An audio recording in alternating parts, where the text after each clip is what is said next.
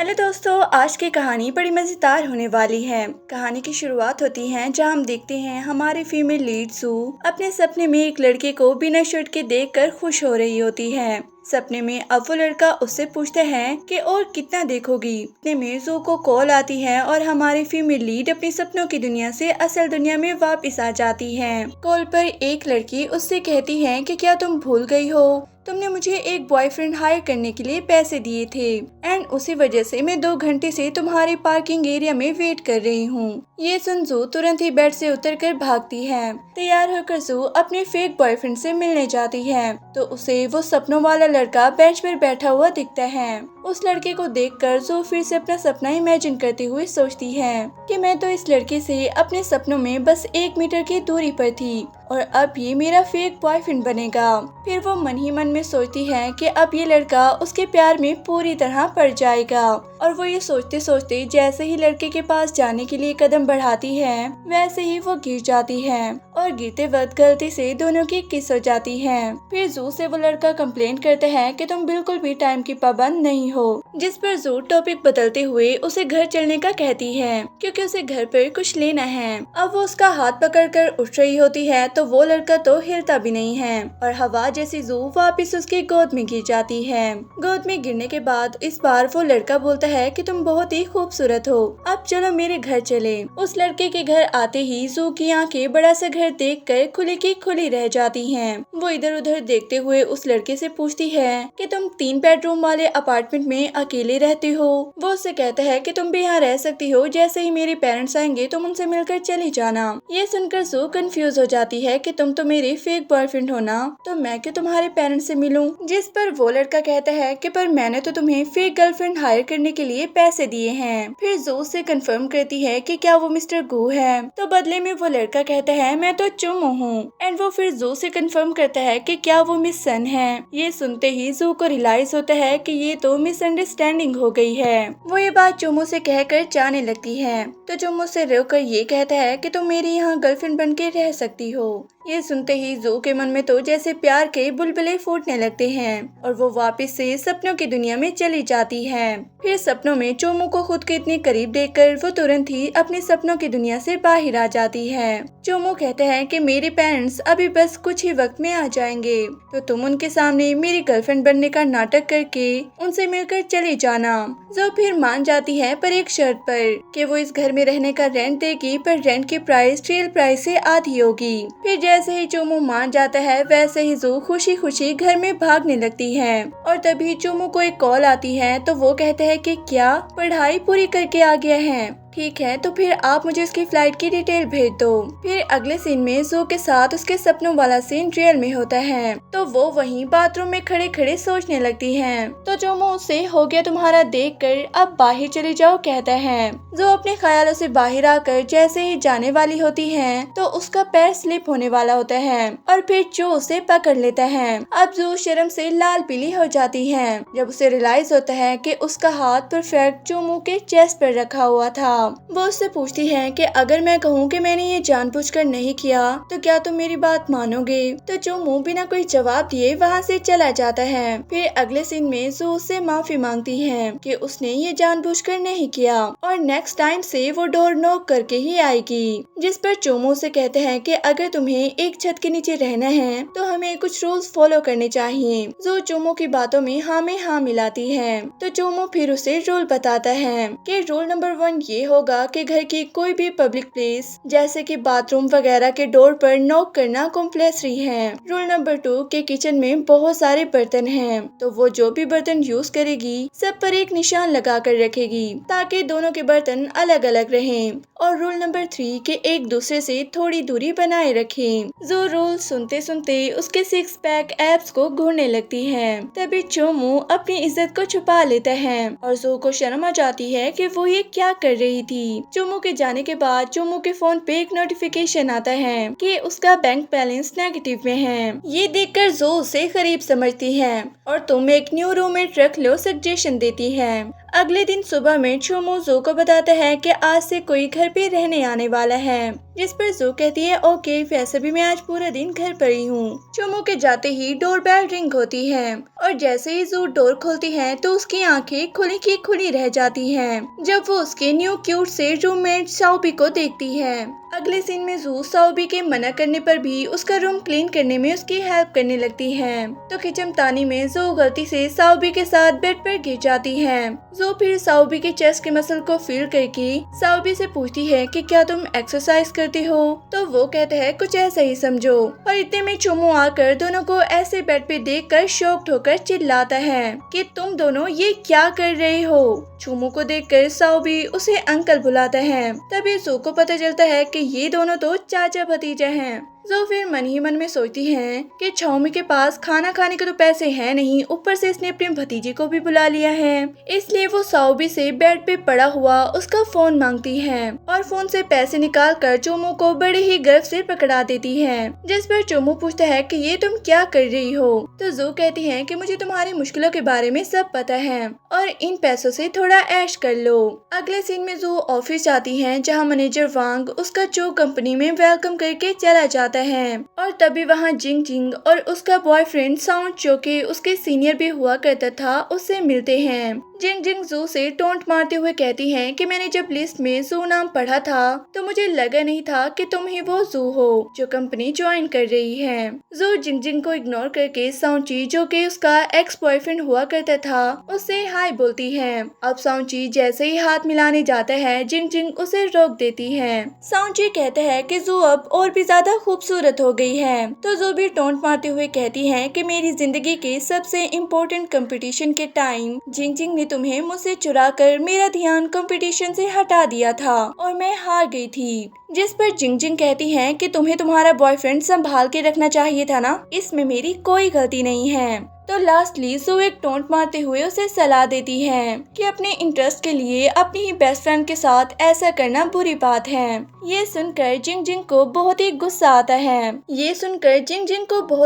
आता है और वो जू को थप्पड़ मारने ही वाली होती है कि इतने में मैनेजर वोंग आकर जिंग जिंग पे चिल्लाने लगता है कि जू अब जो कंपनी के गेम्स की एक्सटर्नल डिजाइनर है तो उसके साथ इज्जत से पेश आओ। फिर साउंची बात इधर ही खत्म हो जाए, इसलिए चलो अब हम मीटिंग कर लेते हैं। गेम डिजाइन के बारे में कहकर जू को वहाँ से लेकर चला जाता है और जिंग जिंग उसे देखते ही रह जाती है। मीटिंग रूम में साउंची अपने पैर से जू के पैरों को टच करता है तो जू जोर से अपने पैरों से उसके पैर पे मारते हुए जिंग जिंग को टोंट मारते हुए कहती है कि साउंची थोड़ा भी नहीं बदला है, तुम्हें उसे थोड़ा कंट्रोल में रखना चाहिए। ये सुनकर जिंग जिंग को गुस्सा आता है और वो जू से कहती है कि एक तो तुम मेरे बॉयफ्रेंड को सेड्यूस कर रही हो, ऊपर से ना तुम्हारे पास कोई लुक्स है, ना फिगर है, ना ही अच्छी क्वालिफिकेशन है। तो जू रिप्लाई में कहती है कि अगर तुम्हारे पास इतनी ही क्वालिफिकेशन है तो फिर जो कंपनी के बॉस मुझे नहीं बुलाते डिजाइन के लिए। जिंग जिंग ये सुनकर गुस्से में जू पे फाइल फेंक के मारते हुए कहती है कि मेरे पास और भी बहुत से काम है डिजाइन के अलावा, इसलिए बॉस को एक और डिजाइनर चाहिए थी। जू कुछ नहीं कहती, बस चुपचाप गुस्से में खड़ी होकर जिंग जिंग की बातें सुनती है कि कल के कल उनके बॉस को गेम के डेमो डिजाइन रेडी चाहिए। अब जू रात तक काम करके फाइनली डिजाइन रेडी करके घर चली जाती है। एक तरफ ऑफिस में जिंग जिंग चुपके से आकर उसके सारी डिजाइन डिलीट कर देती है और दूसरी तरफ घर पे साओब को एक्सरसाइज करने के लिए कोई इक्विपमेंट नहीं दिख रहा था। तभी जू आ जाती है तो साओब उसी को उठाकर एक्सरसाइज करने लगता है।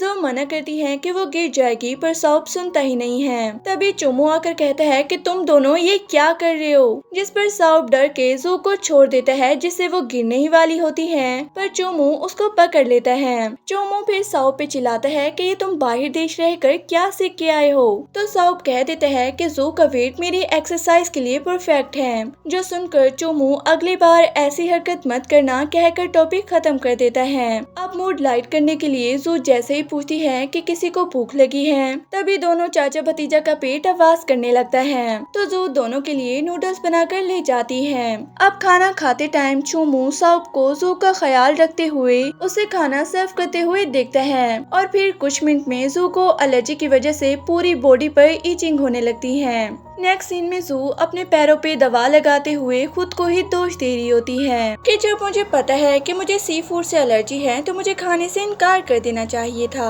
अब जू की बैक पे भी ईचिंग हो रही होती है तो वो हिचकिचाते हुए चोमू को बुलाकर उसकी पीठ पे दवा लगाने का बोलती है। चोमू पहले तो उसे तुम ये क्या करवा रही हो ये बोलता है तो जू से बताती है कि एलर्जी की वजह से उसे ईचिंग हो रही है और दवा लगाना जरूरी है। तो चोमू किसी न किसी तरह से उसे दवा लगाता है। तभी जू से कहती है कि तुम अपने इतने डिफिकल्ट वक्त में भी अपने भतीजे को अपने साथ रख रहे हो जबकि तुम्हारे पास तो खाना खाने तक के पैसे नहीं हैं। ये सुनकर चोमू कहता है कि मेरी फैमिली गरीब है, जिस पर जू कहती है सही बात है, तुम्हारे पास तो बिजली भरने तक के पैसे नहीं हैं और क्योंकि हम एक ही घर में रह रहे हैं इसीलिए आज का डिनर मेरी तरफ से था। ये सुनकर चोमू कहता है कि तुम इतनी जिम्मेदार तो नहीं हो लेकिन खाना अच्छा बना लेती हो। फिर रूम से जाने से पहले चोमू जू को सोइब से डिस्टेंस बनाने का बोलता है, ये कहते हुए कि तुम मेरी गर्लफ्रेंड होने का नाटक कर रही हो, अगर तुम सोइब के क्लोज हो गई तो उसे शक हो जाएगा। फिर अगले दिन ऑफिस में जिंग जिंग जू का क्लाइंट के सामने पॉपिट करने के बारे में इंतजार कर रही होती है। जू से पूछती है कि तुम्हारे डेमो डिजाइन रेडी है क्या, तो जू भी बड़ी कॉन्फिडेंटली कहती है कि कल रात ही ओवर टाइम करके मैंने उसे कंप्लीट कर लिया था, लेकिन जू को तो उसके कंप्यूटर में डिजाइन मिलते ही नहीं है।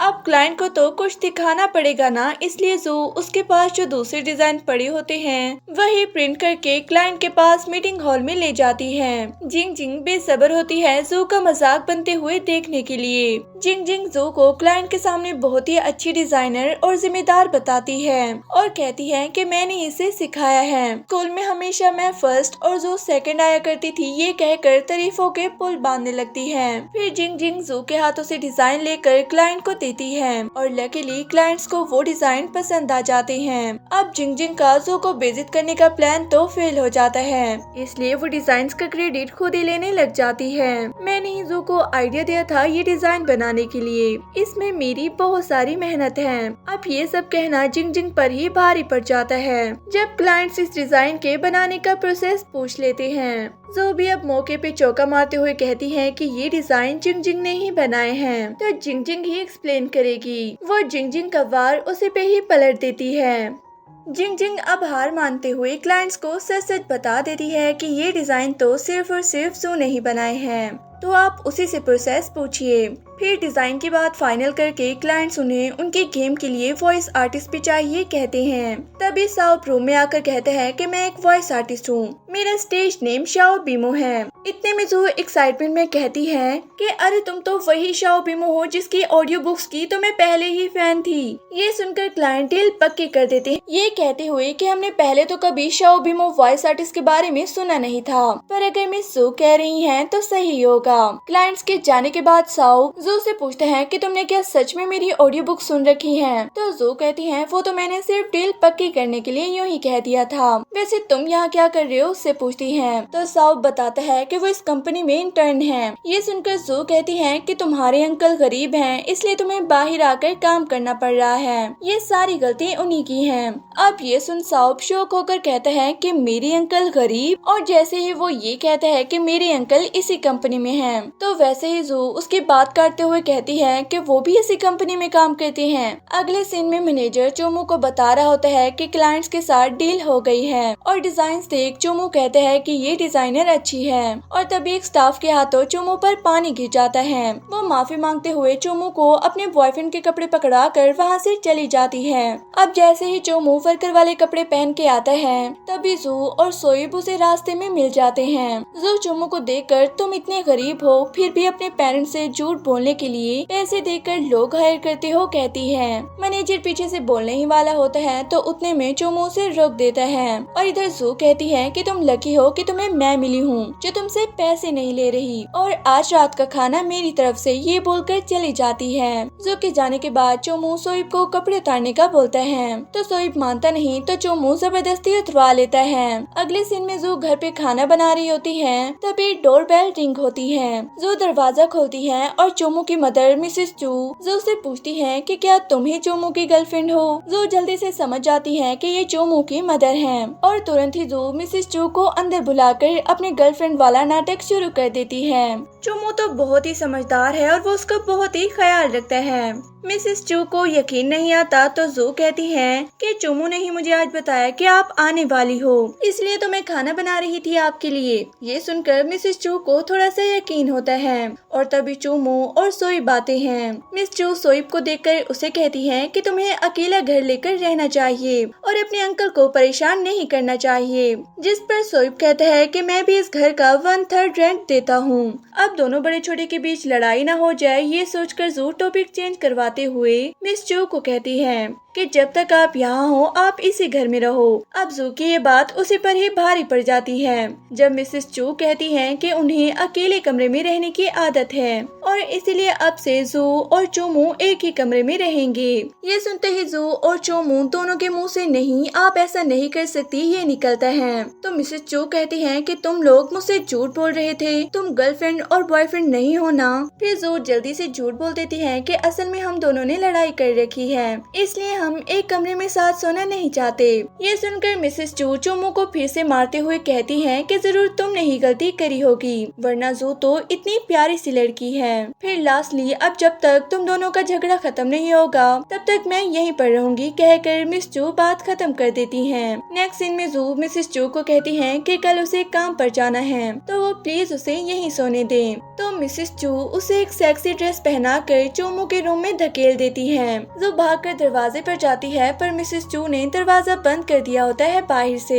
अब जो जैसे ही टर्न होती है उसके पीछे चोमू खड़ा होता है। वो उसको दीवार और खुद के बीच ट्रैप करके पूछता है कि तुम इतनी रात को ये सेक्सी ड्रेस पहनकर मेरे कमरे में क्या कर रही हो। तो जो उसे बताती है कि ये ड्रेस मिसेस चू ने उसे पहनाई है। अब रात काटने के लिए कुछ न कुछ तो करना ही होगा, इसलिए जो एक गेम खेलने का आइडिया देती है। दोनों 5-5 विशेष वाला गेम खेलते हैं जहाँ दोनों 5 पेपर पर अपनी 5 विशेष लिखेंगे और दोनों सामने वाले के विशेष के पेपर चूज करेंगे और अगर पेपर चूज करने वाले ने पहले से ही पेपर पर लिखी हुई विश कर रखी होगी तो वो जीत जाएगा और उसे हारने वाले के फोरहेड पे मारने का मौका मिलेगा। जो कि पहली विश होती है कि लेटे लेटे पैसे कमाना, जो कि चोमू ने खुद भी कभी नहीं करी है, तो इस राउंड को दोनों हार जाते हैं। नेक्स्ट विश चोमू की होती है कि उसे मेट्रो में ट्रेवल करना है। अब ये विश तो जू ने ऑफ कोर्स कर रखी थी, इसलिए वो ये राउंड जीत जाती है, पर वो चोमू के फोरहेड पे नहीं मारती। अब नेक्स्ट विश तो जू की होती है कि उसे मिशेलिन चीफ के रेस्टोरेंट में खाना खाना है एंड ये काम चोमू ने कर रखा था, इसलिए वो ये राउंड जीत जाता है। तो वो जू के फोरहेड पे मारता है। जू की दर्द वाली आवाज सुनकर बाहर खड़ी मिसेस चू को लगता है कि दोनों ने झगड़ा खत्म कर दिया है और अब अगले साल उन्हें एक पोता या पोती मिलेगी। अब सुबह के टाइम साउब चोमू के रूम का डोर खोलने वाला होता है, तभी मिसेस चू से रोकर कहती है कि दोनों अंदर सो रहे होंगे, आफ्टर ऑल रात भर जागे हैं। तो सोइब दरवाजा खोलकर अंदर जाता है और मिसेस चू को दोनों को देखकर रियलाइज होते हैं कि ये दोनों सुधरने वाले नहीं हैं। अगले दिन मिसेस चू जू के लिए एक मेकअप आर्टिस्ट बुलाती है और एक ड्रेस चूज करके उसे तैयार करके कंपनी की पार्टी में लेकर जाती है। चोमू जू को सूट में देखकर उसकी आंखें तो अटक ही जाती हैं। तभी चोमू अपनी मॉम के पास आता है और उतने में मैनेजर वहां आकर चोमू को बॉस ये मीटिंग कल होगी कहता है। चोमू मैनेजर के साथ चला जाता है और उधर जू को रियलाइज होता है कि चोमू एसी रिपेयर नहीं करता बल्कि वो इस कंपनी का बॉस है। मिसेस चू जू को हौसला देते हुए कहती है कि मेरे होते हुए चोमू चाहे बॉस बने या कुछ और, वो तुम्हें कभी नहीं सता सकता। तभी जिंग जिंग सांची के साथ आकर जोई की बेइज्जती करने लगती है कि तुम यहाँ इस पार्टी में इतनी सज धज कर क्यों आई हो। जिंग जिंग कहती है कि जैसे तुम्हें कोई पैसे वाला लड़का मिल गया हो। तभी मिसेस चू उसे अपनी बहू के बारे में बुरा भला कहने से मना करती है। तो जिंग जिंग कहती है, बुड्ढी तुम तो चुप ही रहो। मिसेस चू को भी गुस्सा आ जाता है। वो जिंग जिंग को सबक सिखाने के लिए वहाँ रखे एक वाइन का गिलास उठाकर उसके ऊपर फेंक देती है और कहती है कि तुम्हारे माँ बाप ने तुम्हें बड़ों से बात करने की तमीज नहीं सिखाई। जिंग जिंग को बहुत ज्यादा गुस्सा आ जाता है और वो मिसेस चू पे हाथ उठाने ही वाली होती है कि उतने में चुमू आकर उसका हाथ पकड़ लेता है और कहता है कि तुम्हारी हिम्मत कैसे हुई मेरी माँ पे हाथ उठाने की। ये सुनते ही जिंग जिंग के तो तोते ही उड़ जाते हैं कि अगर मिसेस चू माँ है तो जो फिर चोमो की मंगेतर हुई। फिर चोमो अपनी माँ और जो दोनों को ऊपर लॉन्ड्री में जाकर आराम करने का बोलता है। जो अकेले ऊपर आराम करने आती है। तभी एक वेटर उसे ड्रिंक लाकर देते हुए कहती है कि मैडम ये कि उससे पहले वेटर अपनी बात पूरी करे। जो उस ड्रिंक को पी लेती है तो फिर वेटर की बात सुनती है कि ये तो अल्कोहल था, जिसको पीते साथ ही जो बेहोश हो जाती है और सांची कमरे में आकर बेहोश पड़ी हुई जू का फायदा उठाने लगता है। वो अपनी टाई निकाल कर बेड पे फेंकते हुए कहता है कि मैं कब से इस वक्त का इंतजार कर रहा था और इसे किस करने ही वाला होता है। उतने में साउब आकर उसे एक पंच मारकर भगा देता है। अब एक तरफ जू को होश तो आता है पर नशे में वो साउब को गले लगाते हुए उसके साथ बेड पे गिर जाती है। साउब बहुत कंट्रोल करने की कोशिश करता है खुद को और फिर किस करने ही वाला होता है फिर नहीं करता।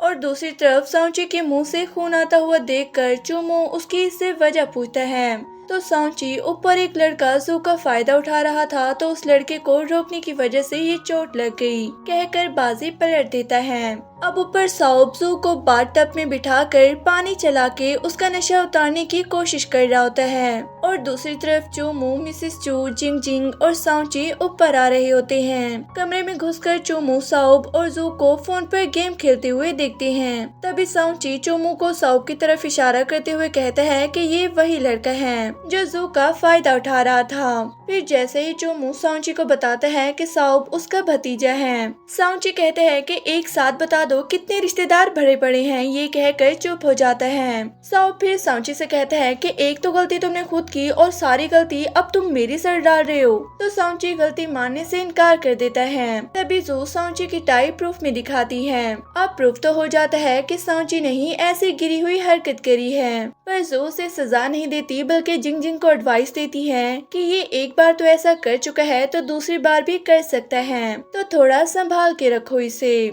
सबके जाने के बाद फिर जिंग जिंग सांची पे चिल्लाते हुए कहती है कि अगर गलती करनी होती है तो पकड़े मत जाया करो और नेक्स्ट टाइम अगर तुमने ऐसा किया तो मुझसे बुरा कोई नहीं होगा। फिर घर जाते टाइम मिसेस चू के कहने पर चोमू जू का हाथ पकड़कर उसे वॉक पर ले जाता है। चलते चलते दोनों आज हुए इंसिडेंट के बारे में बात करते हैं। तभी जू अपनी आंखें बंद करके खड़ी होती है तो चोमू को लगता है कि ये किस करने का सिग्नल है। अब वो आंखें बंद करके जैसे ही किस करने जाता है तभी साउब जू को साइड पे करके चोमू से कहता है कि आर यू श्योर आप मुझे किस करना चाहते हैं। फिर अगले सीन में मिसेस चू एक जरूरी काम की वजह से वापस अपने घर के लिए रवाना हो जाती है, पर जाने से पहले वो जू को अपनी बहू के रूप में एक्सेप्ट कर चुकी होती है और उसे एक बैंगल गिफ्ट में देकर जाती है। मिसेस चू के जाने के बाद जू चोमू को बैंगल दिखाते हुए कहती है कि मैंने तो तुम्हारी गर्लफ्रेंड बनने का नाटक इतने अच्छे से किया है कि आंटी तो मुझे बहू बनाने को रेडी है,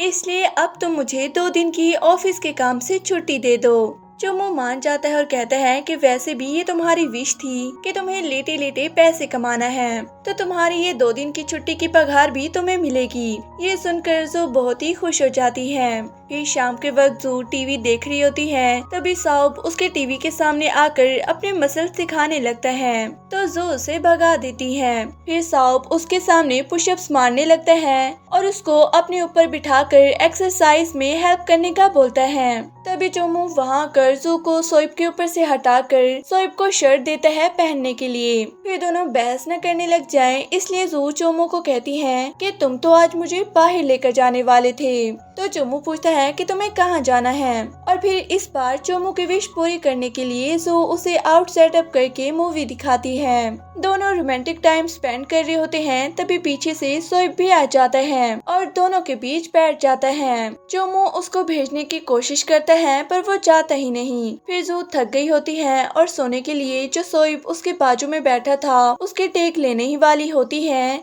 तो चोमू सोइब को गिराकर खुद उसकी जगह लेके सोइब के सर को अपना कंधा देता है। मन ही मन चोमू खुद से जू के बारे में कहता है कि न जाने अचानक से अब हर रोज सुबह उठकर तुम्हारा चेहरे देखने का मन करता है। तभी सोइब चोमू से कहते हैं कि जू सोते हुए कितनी प्यारी लगती है, जिस पर चोमू से मुंह बंद रखने का बोलता है। अब अगले दिन फिर से चोमू की कच्चा कलेक्ट करके फेंकने की विश पूरी करने तीनों जू, चोमू और सोइब प्लास्टिक की बोतल्स कलेक्ट करके उन्हें बेच के अपना ब्रेकफास्ट के लिए मेहनत से पैसा कमाते हैं। फिर जू उन्हीं पैसों से लोकल ब्रेड लेकर चोमू और सोइब को देती है। तभी जिंग जिंग वहाँ चोमू को ये ब्रेड खाते हुए देखती है और कहती है कि इतनी अमीर होकर भी ये सूखी ब्रेड क्यों खा रही हो, जिस पर चोमू कहता है कि इसका टेस्ट इतना भी खराब नहीं है। जो फिर जिंग जिंग को अमीर गरीब के खाने वाली बात पर सुनाकर चली जाती है और लास्ट में चोमू जिंग जिंग को कहता है कि तुम बहुत ही ज्यादा बोलती हो और इसके बाद वो भी चला जाता है।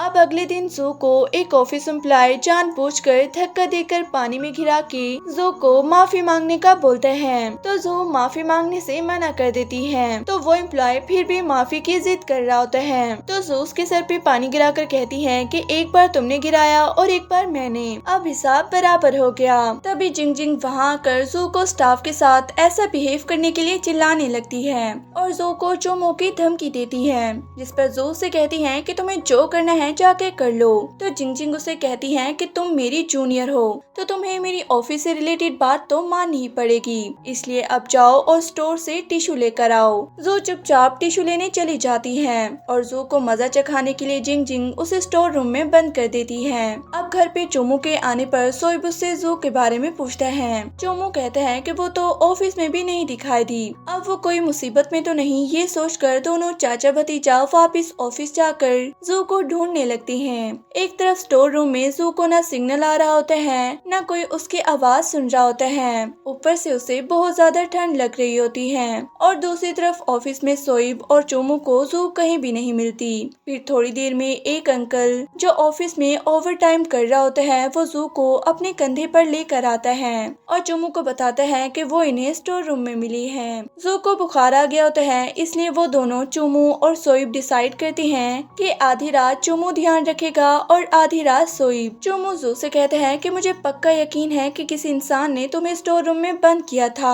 और मैं अब उसे छोड़ूंगा नहीं। फिर थोड़ी देर बाद सोइब आता है, तब तक जू का बुखार उतर चुका था। चोमू सोइब से कहते हैं कि मुझे पता है तुम्हारी जू को लेकर क्या फीलिंग है, पर याद रखो वो मेरी मंगेतर है, जिस पर सोइब कहते हैं कि फेक मंगेतर है, इसलिए मेरी फीलिंग जायज है। फिर दोनों की बहस से जू उठ जाती है। जू को पानी चाहिए होता है तो सोइब उसे गिलास पकड़ाने की बजाय खुद पानी अपने मुंह में भर के उसे किस करने वाला होता है कि जू उसे रोककर कहती है कि मैंने पानी मांगा था, तुम्हारा सलाइवा नहीं। फिर सोइब उसको पूछते हैं कि तुम्हें सच में मैं नहीं मेरे अंकल पसंद हैं? तो वो कहती है कि मुझे उम्र में बड़े लड़के अच्छे लगते हैं, जिससे सोइब समझ जाता है कि उसका कोई चांस नहीं है। फिर भी वो हार नहीं मानता और जब जू उसे कहती है कि मुझे वॉशरूम जाना है तो सोइब उसे गोद में उठाकर वॉशरूम ले जाता है और वहीं बाजू में खड़ा हो जाता है। जू से जाने का बोलती है तो वो कहता है तुम गिर जाओगी, तो जू से कहती है कि मुझे बुखार आया है, मेरे पैर नहीं टूटे। फिर वॉशरूम यूज करने के बाद सोइब वापिस जू को गोद में उठाकर बेड पे लेकर आता है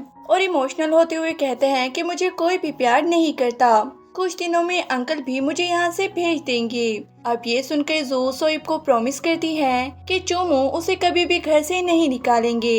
ये सुन सोइब जू को गले लगा लेता है और फिर अगले दिन सुबह में जू चोमू से कहकर चली जाती है कि अगर तुमने इस प्यारे से बच्चे को घर से निकाला तो मैं आंटी को सब कुछ सच बता दूंगी। नेक्स्ट डे ऑफिस में मिस अन आती हैं जो कि चोमू की एक्स गर्लफ्रेंड थी। चोमू के पूछने पे सोइब उसे बताता है कि मिस अन चोमू की गर्लफ्रेंड थी, पर करियर की वजह से उसने चोमू को छोड़ दिया था। अब मिस अन को देखकर जिंग जिंग खुश होकर उसकी तारीफ करने लग जाती हैं कि आपको मैंने बहुत मिस किया, आप ही थी जिसने मुझे जो कंपनी ज्वाइन करने का कहा था। फिर मिस अन जू की तरफ इशारा करके जिंग जिंग से पूछती है कि क्या यही चोमू की मंगेतर है, तो जिंग जिंग हाँ करती है। अब मिस अन चोमू से हाथ मिलाने के लिए हाथ आगे बढ़ाती है, पर चोमू हाथ नहीं मिलाता और मीटिंग में 20 मिनट बाद मिलेंगे कहकर चला जाता है। मीटिंग रूम में फिर मिस अन अपने गेम का थीम समझाती है और उसे इस गेम के कैरेक्टर्स के लिए डिजाइन चाहिए कहती है। तो सब अपने अपने ओपिनियन देते हैं। अब जू और जिंग जिंग दोनों ही ऑपोजिट ओपिनियन देती हैं, इसलिए चोमू दोनों के बीच कंपटीशन रख देता है, जिसके जज मैं और मिस अन रहेंगे। पहले तो जू का कोई मूड नहीं होता जिंग जिंग से लड़ने का, फिर सोइब उसका हाथ पकड़कर उसे हौसला देता है और वो मान जाती है।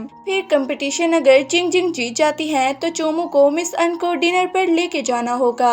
अगर जू जाती है तो मिस अन को जू से माफी मांगनी होगी। फिर लास्ट में चोमू जू का हाथ पकड़कर उसे लंच पे चलने का बोलता है। लंच पे सोइब, चोमू और जू मिशेलिन चीफ के रेस्टोरेंट में आते हैं, जहाँ चोमू और सोइब अपने लिए एक एक मील ऑर्डर करते हैं और जू के ये पूछने पे कि वो क्या ऑर्डर करे, दोनों मेरे वाला मील ऑर्डर करो कहकर कंफ्यूज कर देते हैं। तो वो गुस्से में अपने लिए सूप ऑर्डर कर देती है। फिर सूप की क्वांटिटी देखकर उसे रिग्रेट होता है कि एक तो पहली बार मिशेलिन चीफ का खाना खाने का मौका मिला है और उसमें भी मैंने सूप ऑर्डर कर दिया। फिर वापस ऑफिस में मैनेजर आकर जू को बताता है कि चोमू आपको रूम में बुला रहा है। जू ये सोचकर वहाँ जा रही होती है कि कुछ काम होगा। वहाँ तो चोमू ने जू के लिए खाना बना के रखा था। वो खुशी खुशी चोमू के हाथ का बना खाना खा रही होती है। तभी सोइब भी उसके लिए खाना लेकर आता है, लेकिन उन दोनों को साथ देकर वहाँ से चला जाता है। अगले सीन में सोइब ड्रंक हालत में जू के पास आता है और उसे किस कर देता है। तो जू उससे डर के पीटने लगती है कि तुम पागल हो गई हो क्या, और उसका नशा उतारने के लिए वो उसे बाथरूम में ले जाकर उसके सर पे पानी चला देती है। साउब होश में आकर जू को कहता है कि मैं होश में आ गया हूँ, पर मुझे अब भी तुम्हें किस करने का मन कर रहा है और मैं तुम्हारे लिए खाना भी लेकर आया था, पर तुम तो अंकल के साथ खा रही थी, इसलिए मैं वहाँ से चला गया था। फिर वो उसे किस कर देता है। जू कहती है कि ऐसा मत करो, मुझे डर लग रहा है तुमसे। तो साउब मुझे कोई प्यार नहीं कहता ये कहकर जाने लगता है। तभी जू से रोककर कहती है कि आई होप तुम हमेशा खुश रहो। अब साउब को बाथरूम के बाहर खड़ा चोमू दिख जाता है। वो जानबूझकर पीछे पलटकर जू, जिसने अब तक चोमू को नहीं देखा था, उससे पूछता है कि तुम मुझे कभी छोड़कर नहीं जाओगी ना। जिस पर जू कहती है कि नहीं, मैं तुम्हें कभी नहीं छोड़ूंगी। ये सुनकर चोमू को भी बुरा लगता है, पर वो अंदर आकर जू को आराम करने के लिए कहकर वहाँ से भेज देता है और फिर साउब को कहता है कि तुम्हें समझ नहीं आ रहा क्या कि जू तुम्हारी आंटी है। जिस पर साउब उसे कहता है कि फेक आंटी, और मैं अब उसको आपकी होने भी नहीं दूंगा। तो चोमू कहता है कि जू खुद डिसाइड कर लेगी कि उसे कौन पसंद है। नेक्स्ट डे जू अपने डिजाइन पे काम कर रही होती है और चोमू उसका ख्याल रख रहा होता है। तभी मिस अन वहाँ चोमू के सारे फेवरेट स्नैक लेकर आती है। तो चोमू उन स्नैक्स को जू को खिलाने लगता है, जिस पे मिस अन का मुंह बन जाता है। मिस अन जू को अपना डिजाइन दिखाने का बोलती है, तो जू मना कर देती है, ये कहते हुए कि मैं सेम मिस्टेक रिपीट नहीं करूंगी। मिस अन फिर भी पीछे पड़ जाती है। तो चोमू उन दोनों के बीच में खड़े होकर मिस अन को डिजाइन देखने से रोकता है। मिस अन फिर जू के आईपैड पे पानी गिरा देती है। तो चोमू उस पे चिल्लाता है कि वो तुम्हारे ही गेम के लिए डिजाइन बना रही है और तुम खुद ही उन्हें खराब कर रही हो। जिस पर मिस अन कहती है कि मैंने जानबूझकर थोड़ी ना किया है। फिर लास्ट में मिस अन जू को कहती है कि तुम्हें जीतने नहीं दूंगी, इसलिए अभी से ही हार मान लो। तभी चोमू कहता है कि भूलो मत, इस कंपटीशन का मैं भी जज हूँ। फिर मिस अन को जलाने के लिए जू चोमू से कहती है कि क्या वो घर चल के उसके मैसेज कर देगा, वो बहुत थक गई है। तो चोमू खुशी खुशी हाँ करके उसे लेकर वहाँ से चला जाता है। कार में चोमू जू का मूड लाइट करने की कोशिश करता है और सीट बेल्ट पहनाते वक्त उसे किस करने का नाटक करके साइड हो जाता है। तभी सांची जू और उसकी दूर से फोटो क्लिक कर लेता है। फिर नेक्स्ट डे जू सौब के साथ बैठकर अपने डिजाइन पे काम कर रही होती है कि तभी उसे अर्जेंटली वॉशरूम यूज करना होता है। तो वो सौब के भरोसे अपना आईपैड छोड़ जाती है और तभी मैनेजर आकर सौब को अर्जेंट वॉइस रिकॉर्डिंग का काम कहकर उसे लेकर चला जाता है। मौके का फायदा देखकर सांची जू के लैपटॉप को हार्ड डिस्क से कनेक्ट कर देता है और इधर उधर करके चला जाता है। फाइनली कंपटीशन का टाइम शुरू होता है और जिंग जिंग अपना डिजाइन पहले प्रेजेंट करती है और जब जू की बारी आती है तब स्क्रीन पर जिंग जिंग के पिछले साल वाले डिजाइन आ जाते हैं, जिसे देखकर सांची कहते हैं कि ये डिजाइन तुम्हारे कंप्यूटर में क्या कर रहे हैं। जू सारी बातें बताने लगती है। फिर सांची मौके का फायदा देखकर चोमू को जू का किस वाला फोटो दिखा देता है और उसके खिलाफ करने की कोशिश करता है। पर चोमू उसकी बोलती बंद कर देता है ये कह करके कि फोटो में जो लड़का है वो मैं ही हूँ। ये सुनते ही साव वहाँ से उठकर चला जाता है और यहाँ जू जिंग जिंग का पर्दा फाश करते हुए ये बताती है कि मेरे हर स्केच पे ऊपर राइट पे एक निशान होता है और सेम निशान जिंग जिंग के लास्ट ईयर वाले स्केच पे भी है, क्योंकि असल में तो वो स्केच मैंने ही बनाया था पर जिंग जिंग ने क्रेडिट्स चुरा लिया था।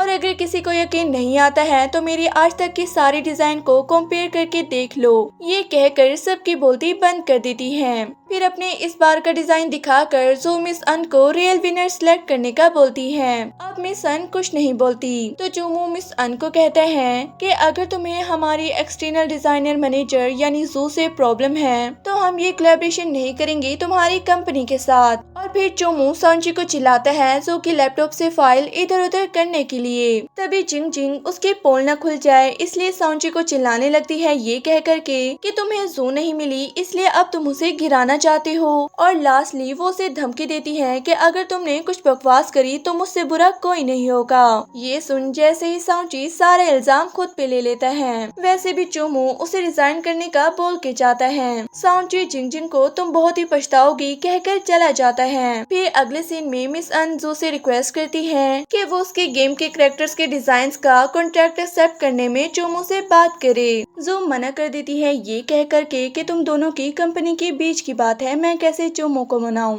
मिस अन फिर मन ही मन में कहती है कि तुम हेल्प नहीं कर सकती तो अब मुझे दोष मत देना, जो भी मैं चोमू के साथ करूंगी। फिर नेक्स्ट सीन में जू सोइब को बताती है कि वो किस वाली फोटो फेक थी और चोमू उसकी सीट बेल्ट लगाने में हेल्प कर रहा था। सोइब कहते हैं कि ये बातें मेरे लिए अनकंफर्टेबल हो जाती हैं और वो जू के कंधे पे सर रखने ही वाला होता है तभी जू उठकर दोनों के लिए आइसक्रीम लेने चली जाती है। फिर सोइब जू से कहते हैं कि मैं तुमसे बहुत ही मोहब्बत करता हूँ और मुझे तुम्हारी हार नहीं चाहिए, मुझे तो बस तुम्हारा पास चाहिए। और दूसरी तरफ मिस अन चोमू के घर आकर उसके साथ ड्रिंक करने का बोलती है। चोमू उससे कहते हैं कि उसे जू के साथ कोई मिसअंडरस्टैंडिंग नहीं चाहिए तो वो यहाँ से चली जाए, पर मिस अन सुनती नहीं और उसे ड्रिंक करने का कहकर एक ग्लास में वाइन निकालती है। फिर चोमू के करीब होते हुए उसे कहती है कि वो अब भी उसे बहुत ही पसंद करती है तो चोमू उसे दूर कर देता है पर वो सुनती नहीं और उसे प्रोजेक्ट के लिए मनाने लगती है। चोमू पूरा टाइम उसे दूर करने की कोशिश करता है पर उतने में सोइब और जोई घर पे आ जाते हैं।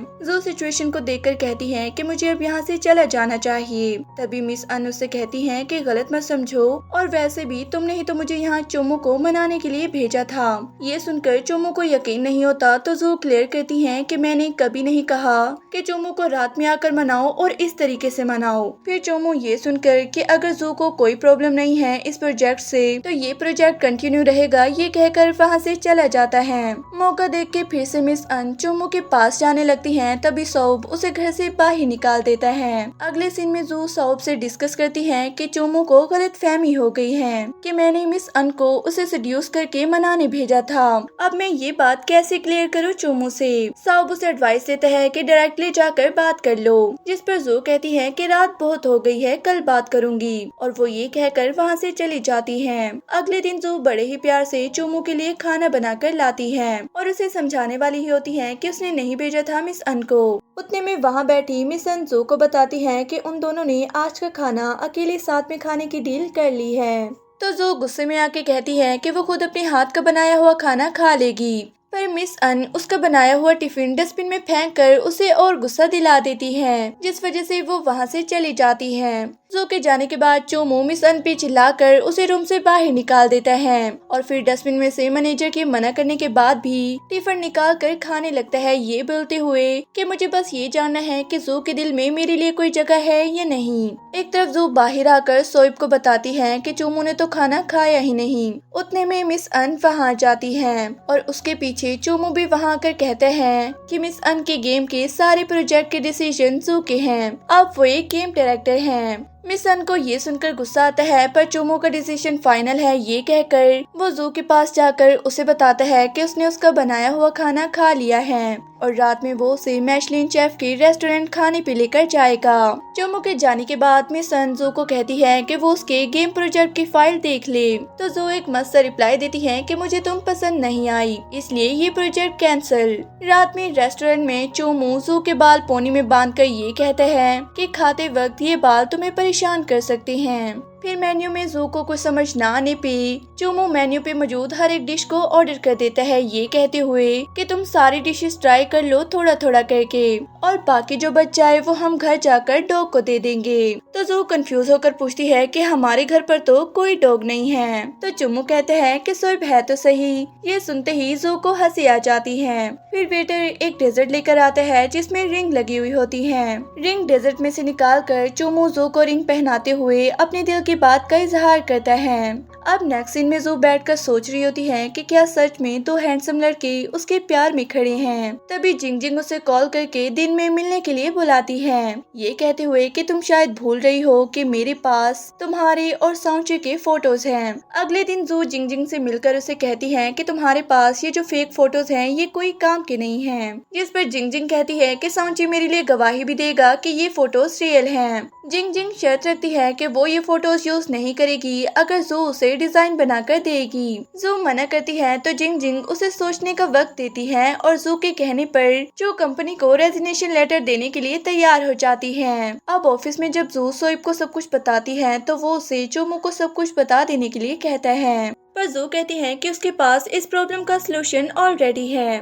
जू सोइब को प्लान समझाते हुए उसकी एक हेल्प मांगती है और प्लान के हिसाब से सोइब लड़की बनकर ड्रंक सांची से मिलता है। सांची लड़की देखकर उसे कहता है कि चलो घर चलें। तो साओ प्लान के हिसाब से उसे रूम में ले आता है और उसके कपड़े उतारकर उसकी अलग अलग एंगल से फोटो ले लेता है। अगले दिन ये फोटो जू जिंग जिंग को दिखाकर बोलती हैं कि मेरे पास भी अब सांची के फोटोज हैं और अब वो तुम्हारे पास वाले फेक फोटोज के लिए गवाही नहीं देगा और ये बेहतर होगा अगर तुम ये ट्रैप्स मेरे लिए बिछाना बंद कर दो, क्योंकि अगर मैंने किसी को बता दिया कि तुम मेरी डिजाइन चुराती हो तो तुम्हारा डिजाइनिंग करियर खत्म हो जाएगा। जिंग जिंग को जू की बात पर यकीन नहीं होता है तो जू उसे रिकॉर्डिंग सुनाती है जिसमें जिंग जिंग जू के डिजाइन की कॉपी करने की बात कर रही थी।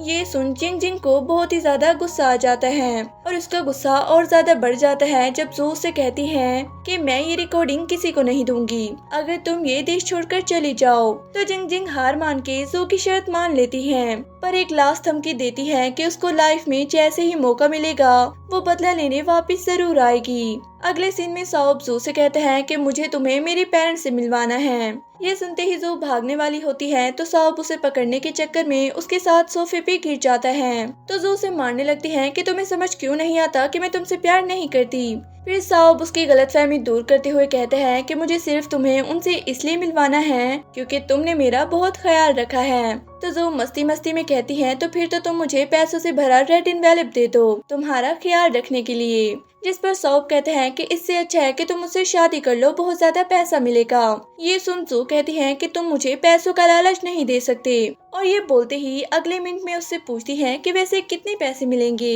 इतने में ही चोमू पीछे से बोलता है कि इससे तो अच्छा है कि तुम मुझसे शादी कर लो, मेरी फैमिली कंडीशन इसकी फैमिली कंडीशन से बेहतर है। तभी सौब कहता है कि पैसा सब कुछ नहीं होता है, इंसान के पास बॉडी भी होनी चाहिए। अब दोनों एक दूसरे से आर्ग्यू करना शुरू कर देते हैं कि कौन उनसे बेहतर है। तभी जू दोनों को रोककर चैलेंज करती है कि दोनों हॉरर मूवी देखो मेरे साथ बैठकर। दोनों बड़े ही शौक से चैलेंज एक्सेप्ट कर लेते हैं, पर मूवी देखते वक्त दोनों का डर साफ साफ नजर आ रहा होता है। फिर से दोनों आर्ग्यू करने लगते हैं कि पहले कौन डरा।